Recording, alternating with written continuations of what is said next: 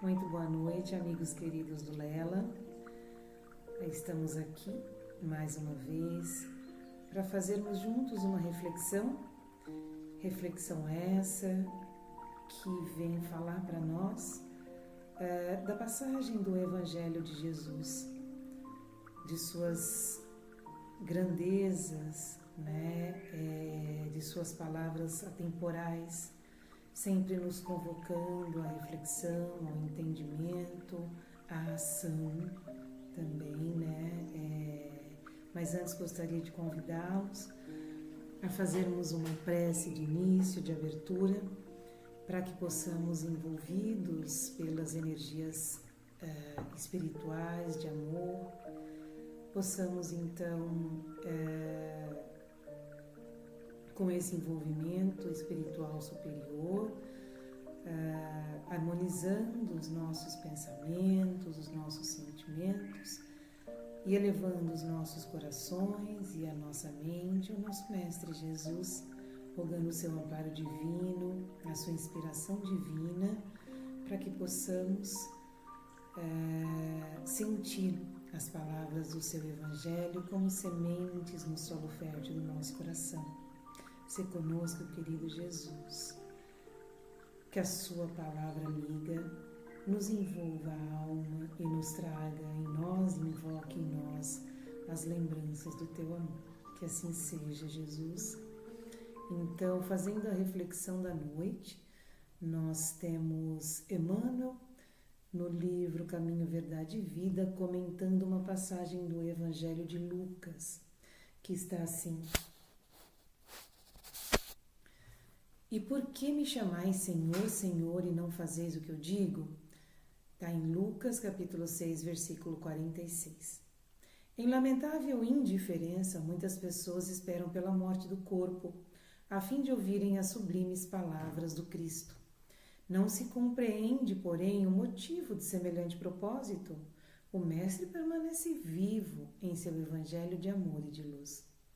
É desnecessário aguardar ocasiões solenes para que lhe ouçamos os ensinamentos sublimes e claros.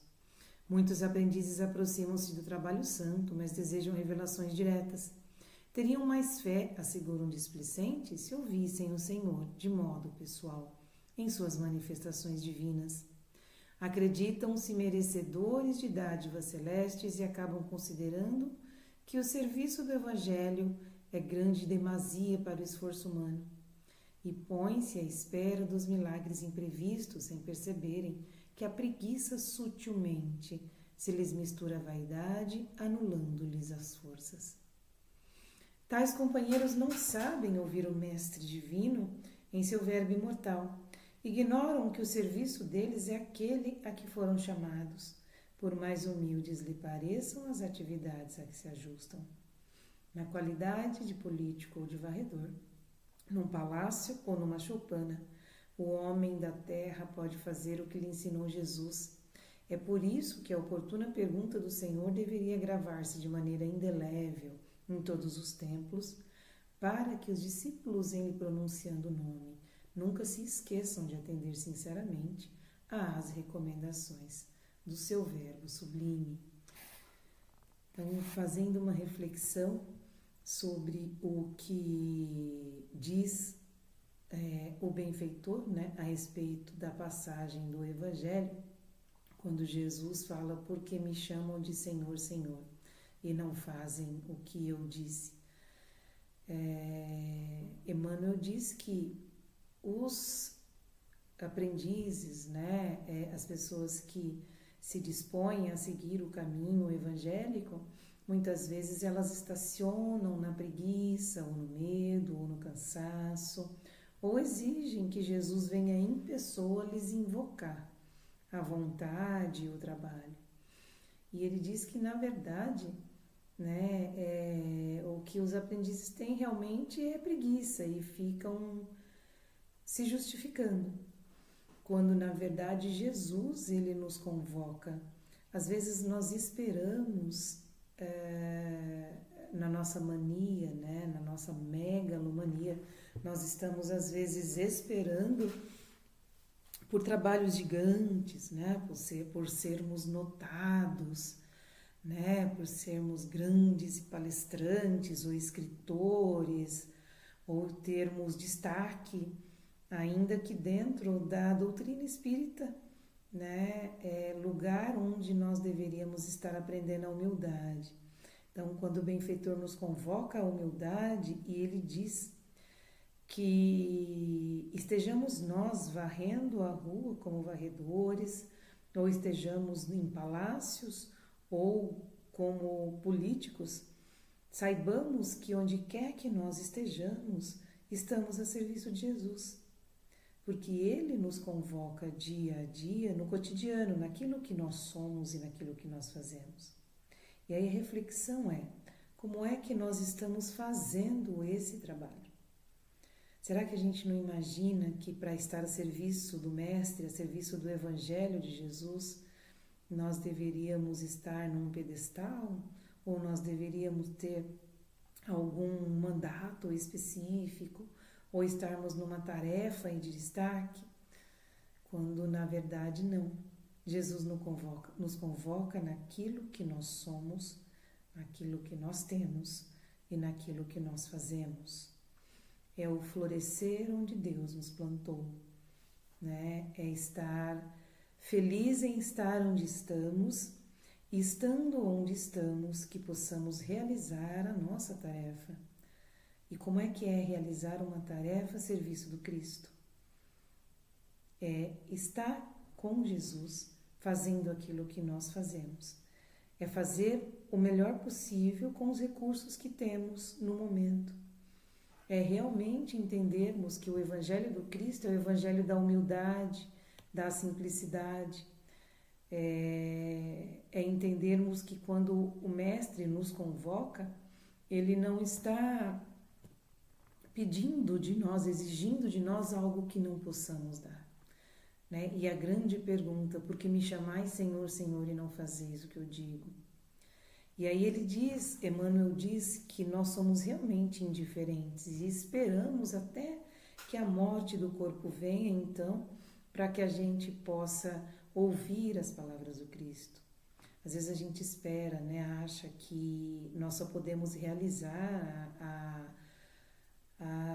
ao chamado espiritual depois da morte, quando estivermos no plano espiritual, quando na verdade é aqui, é na vida e é na carne a oportunidade, a grande prova, né? Porque essa aqui é a nossa escola, é aqui que nós precisamos fazer as provas como estudantes que somos na escola da reencarnação, é aqui que nós precisamos fazer as nossas provas. Então não adianta esperar que venha a morte do corpo, ceifar-nos a vida física para que possamos realizar algo com o Cristo. A hora é agora, o lugar é aqui. O momento é esse. Façamos o que tivermos que fazer com relação a estarmos trabalhando com Jesus. E não deve ser algo muito especial, né? Como eu disse no começo, a nossa megalomania de esperar que sejamos, né, convocados para algo muito especial, e aí estaríamos trabalhando com Cristo. Quando Ele começou o seu apostolado, que convidou, né, e escolheu os seus apóstolos, Ele foi buscá-los na simplicidade do que eles eram. Ele não escolheu nenhum apóstolo em posição política de comando, Ele não escolheu nenhum dos apóstolos escolhidos, tinha posição social de destaque. Muito pelo contrário, Ele foi procurar os pescadores, Ele foi procurar aqueles que trabalhavam humildemente no dia a dia, com muitas dificuldades, pagavam os impostos, né, a Roma dominante. E até mesmo os próprios apóstolos se equivocavam durante a jornada com o Mestre, se equivocavam acreditando, né, que Jesus não era quem Ele era. Muitos deles, como Judas, acreditavam que Jesus os libertaria do jugo romano e acreditavam-se como judeus que eram o povo escolhido, quando Jesus disse que Israel é o mundo todo, que escolhidos somos todos os humanos. Então não há postura, não há posição de destaque para quem quer estar com Jesus. O Evangelho nos convoca todos os dias para realizar dentro da nossa própria casa o trabalho de luz do Evangelho.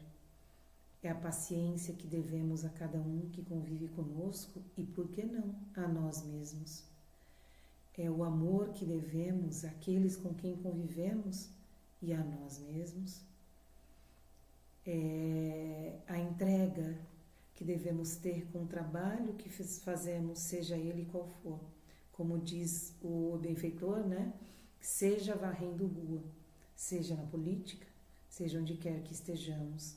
Que estejamos neste momento, onde quer que estejamos, seja qual for o lugar, que este é o lugar certo, o lugar exato para realizar com Jesus, dentro do seu Evangelho. Quando ele disse um dia para os seus apóstolos, quando fizerdes ao menor, ao mais pequenino, é a mim que farias. Quando tive fome, me deste de comer. Quando tive sede, me deste de beber. Quando tive frio e me agasalhaste. Na verdade, quando fazei isso ao menor, aos mais pequeninos e aos mais necessitados, é a mim que estareis fazendo. Então não adianta esperar que Jesus venha em pessoa nos convocar, porque Jesus vive, como disse o benfeitor. Ele vive e ele aqui está, né, esperando que nós entendamos então que o seu chamado é todos os dias, que o chamado de Jesus para que possamos viver dentro dos seus ensinamentos, ele é desde o momento que nós acordamos, quer onde quer que estejamos, com quem estejamos. Nós podemos ser úteis a qualquer momento, seja lá onde for que estejamos. Às vezes eu mesma me questiono se estou fazendo o trabalho com Jesus e se faço algo de útil, mas veja bem, eu sou professora de profissão, então fico me perguntando se não teria que desenvolver um trabalho espiritual, mais espiritual do que lidar com mentes infantis, mais espiritual do que levar profissionalmente o título de mestre. E aí vem uma lição dessa, uma reflexão dessa, para responder a esses questionamentos e entender então que seja lá o que nós estejamos fazendo. É aqui, agora, o lugar correto, esse é o momento. As inseguranças que nós temos, talvez seja porque nós não nos acreditemos capazes, mas nenhum de nós é incapaz. Nenhum de nós é incapaz de amar um pouco mais. Nenhum de nós é incapaz de compreender um pouco mais.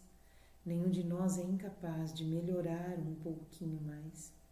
Nenhum de nós é incapaz de nos perceber como somos, nos respeitar como estamos e nos propor a sermos melhores. Na verdade, no fundo, o que nós precisamos realizar a cada dia é caminhar um tantinho mais, é não parar, é perceber que não podemos ficar à margem, é não deixar que escorra entre os nossos dedos o tempo, porque não existe notícia de quem quer que esteja morrendo por uma doença terminal num leito de morte, que o seu último desejo queira se levantar e brigar com quem quer que seja e tirar vantagem onde quer que seja e passar no banco e pegar um pouco mais de dinheiro. Quem está no seu leito de morte e de dor, se tivesse um pouco mais de tempo de vida, certamente que perdoaria a quem precisa, sabe que precisa pedir perdão, que viveria um pouco mais com aqueles a quem ama, que dedicaria um pouco mais de tempo àquilo que ele realmente sabe que tem valor e àqueles que para ele tem valor. Então, quando estivermos a alguns passos do túmulo, o nosso desejo e a nossa vontade de termos um pouquinho mais de tempo, certamente que seria para amar um pouco mais, para aproveitar um pouco mais a vida como esse grande presente que Deus nos dá. Então, que possamos agora e já entender que a vida que aqui está e que a vida que aqui é em nós e conosco, ela é o que nos convoca o tempo todo a sermos melhores. Aquilo que é do homem, o homem foi criado para ser a melhor versão de si mesmo. E esse é o seu legado. Isso é o que ele deve deixar de herança para quem quer que seja. Ser melhor do que ele mesmo pode ser, não com relação a ninguém, a quem quer que seja, mas com relação a ele mesmo.